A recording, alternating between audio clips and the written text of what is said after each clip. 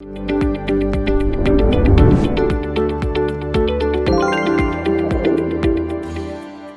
the last episode of SEO Sneak Peek, we talked about keywords. Today, we are going to discuss a related topic, keyword density, and why it's important in SEO. In simple SEO terms, keyword density is nothing but the number of times a focus keyword or the primary keyword appears on a web page.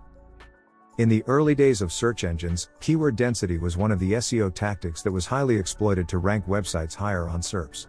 Most website owners stuffed keywords within the content, making it dull and unnatural. But Google put an end to this back in 2011. They introduced the Panda update that took out unnatural content out from the top SERP positions. Now, the search engine giant has become even better in understanding unnatural content. Their algorithms are looking closely at the user's experience to understand whether the keywords are used unnaturally. So, now let's get into the million-dollar question.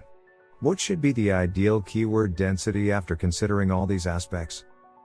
According to the traditional keyword density calculations, the ideal keyword density of a page is around 1.5 to 3%. That means, for a 1,000-word article, the focus keyword can repeat up to a maximum of 30 times. I think Google has passed that age. With natural language processing algorithms such as BERT, which can easily understand the context of each word within a sentence, the percentage and of course the number of time the keyword appears, may not matter much any longer. So, what is it that Google is looking for today? Of course, the keywords still matter, but you must have a holistic approach. Consider using a set of keywords rather than one, and embed them contextually in the content.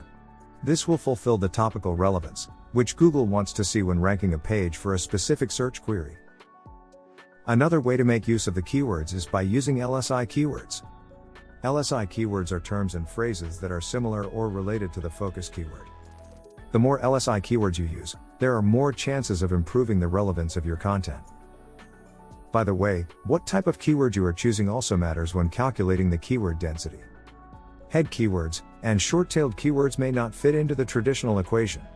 That's because you may have to use them more than the approved 3%. If you are going by the traditional calculation, it works best for long-tailed keywords.